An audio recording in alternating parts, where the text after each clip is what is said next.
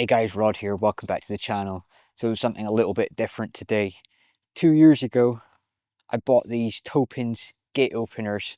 I distinctly remember reading a review on Amazon saying, I wish I'd spent a bit more money.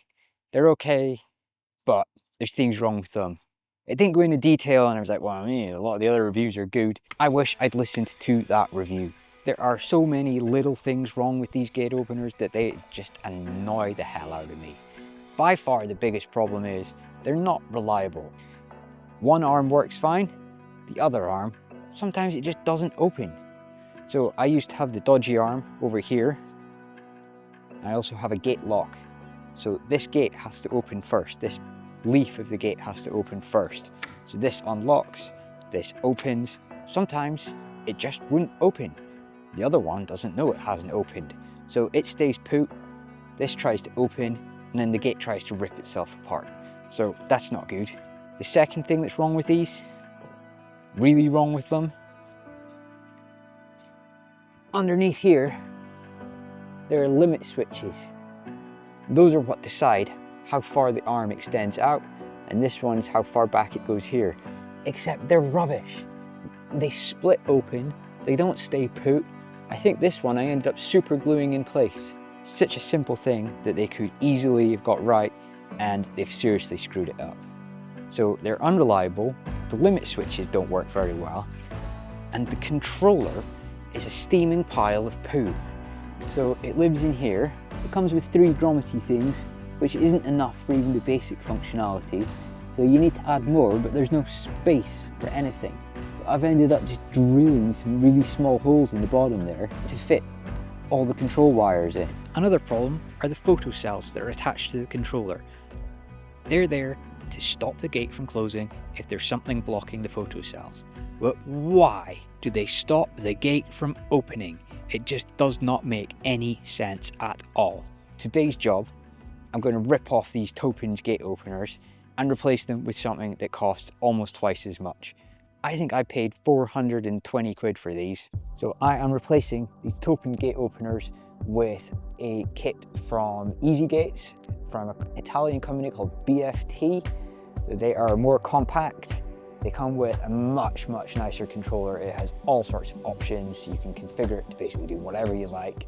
So one area where the BFT kit falls a little bit short of what you get with the Topens kit, the bracket that it comes with for attaching the arm onto the gate, it's basically just this.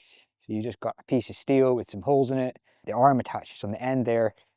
And I guess the idea is, if you're fitting these to a metal gate, you just weld this onto the post, which will be fine, except welding onto wood probably isn't going to work out too well.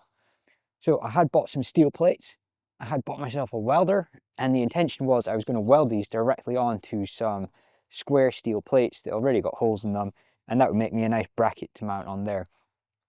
Turns out welding a lot harder than it looks. So far I've not been very successful. I'm also not entirely sure about welding this. Why is it shiny? Is it galvanized? I don't know.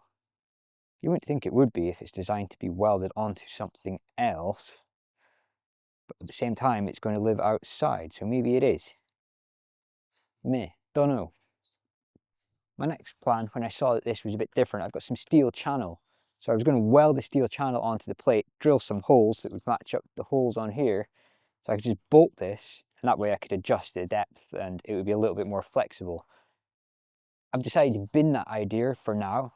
Well, not bin it, park it temporarily. I'm just going to abuse the Topens bracket. Turns out the bolt holes line up pretty well. So I can bolt this in there just now and get these new arms working as a stopgap measure. And when I figure out how to weld properly, I'll create some nice brackets and replace these.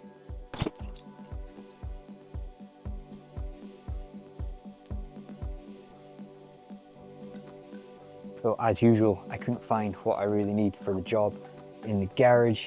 So I've got bolts that are too long, it's not a problem, I can cut them short. But ideally I would have a bolt head on them as well so that you could tighten them up better. I think these will do for now to get it working, get it tested, check that it's all same. You've got 2 important dimensions here. You've got the distance between the pivot point of the gate and the pivot point of the arm itself. So you measure that distance there, and you also measure the horizontal distance between there, and those need to be as close as you can get them. The closer they are together, the smoother the gate will operate, apparently.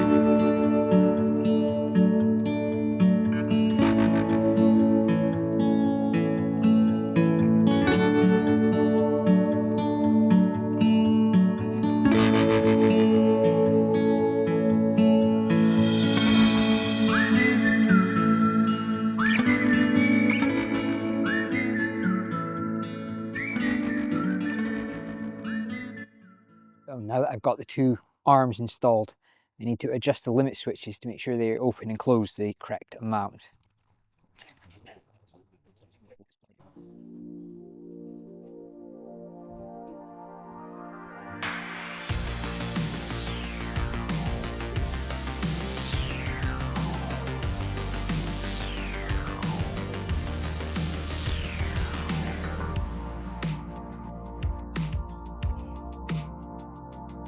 Every time you adjust the limit switches on these, you have to go into the controller and run something called auto set. I think that just calibrates it or something. I don't know exactly what it does.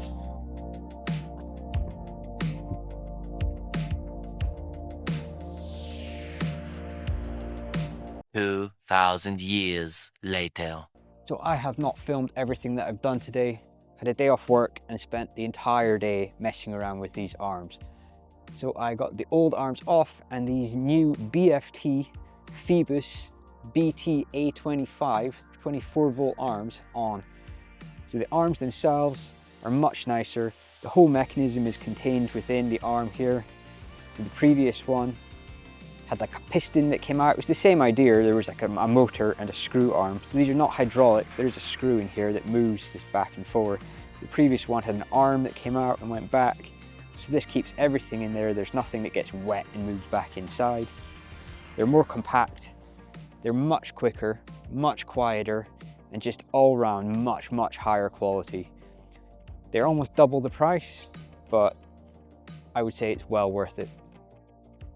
So I have them connected up here to the Thalia control panel, which is great. It has fairly clunky little menu, but it allows you to configure loads of different options, lots of settings, parameters that you can set. It also has loads of inputs and loads of outputs. So I have the lock connected to it. I also have photocell sensors on the other side of the gate. So if there's anything blocking those, it won't shut.